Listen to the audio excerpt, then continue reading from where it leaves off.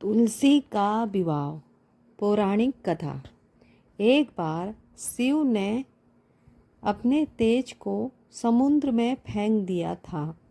उससे एक महातेजस्वी बालक ने जन्म लिया था। यह बालक आगे चलकर जालंधर के नाम से पराक्रमी दैत्य राजा बन गया। इसकी राजधानी का नाम जालंधर नगरी था। दैत्यराज कालनेमी की कन्या वृंदा का विवाह जालंधर से हुआ। जालंधर महाराक्षस था। अपनी सत्ता के मदद में चूर उसने माता लक्ष्मी को पाने की कामना से युद्ध किया, परंतु समुद्र में ही उत्पन्न होने के कारण माता लक्ष्मी ने उसे अपने भाई के रूप में स्वीकार किया। वहाँ से पराजित होकर वह देवी पार्वती को पाने की लालसा से कैलाश पर्वत पर गया।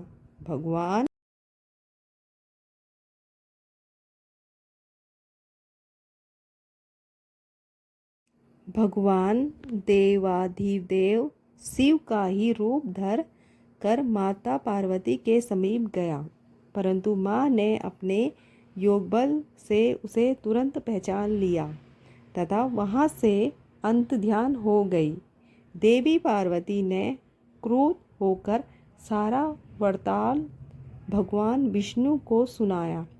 जालंधर की पत्नी वृंदा अत्यंत पतिव्रता स्त्री थी। उसी के पतिव्रता धर्म की शक्ति से जालंधर ना तो मारा जाता था और ना ही पराजित होता था। इसलिए जालंधर का नाश करने के लिए वृंदा के पतिव्रत धर्म को भंग करना बहुत आवश्यक था। इसी कारण विष्णु ऋषि का वेश धारण कर वन में जा पहुँचे, जहाँ वृंदा अकेली भ्रमण कर रही थी। भगवान साथ मायावी राक्षस भी थे, जिन्हें देखकर वृंदा भयभीत हो गई। ऋषि ने वृंदा के सामने पल में दोनों राक्षस को भस्म कर दिया।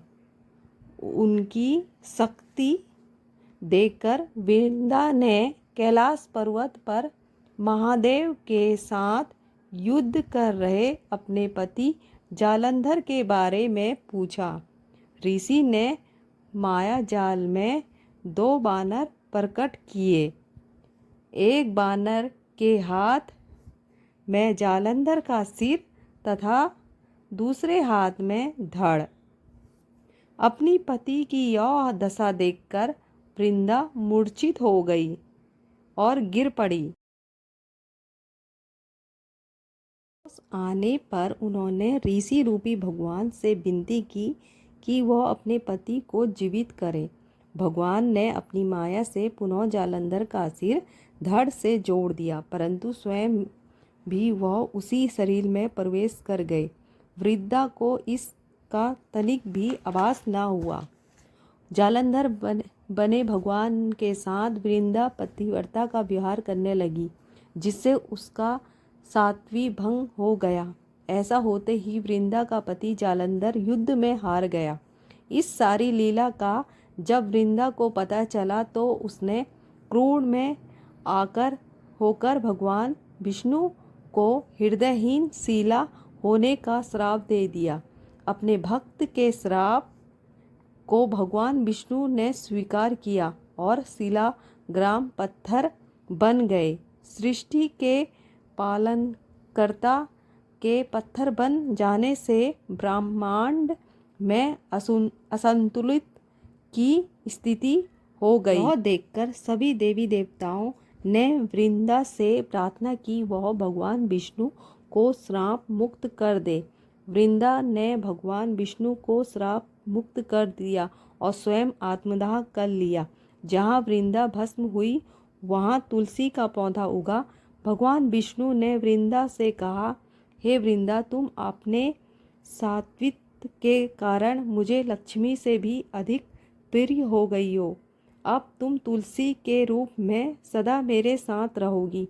तब से हर साल कार्तिक महीने में के देव पावनी एकादशी का दिन तुलसी विवाह के रूप में मनाया जाता है। जो मनुष्य भी मेरे शालिग्राम रूप के साथ तुलसी का विवाह करेगा, उसे इस लोक और परलोक में विपुल यश प्राप्त होगा। जिस घर में तुलसी होती है वहाँ यम के दूत भी असमय नहीं जा सकते।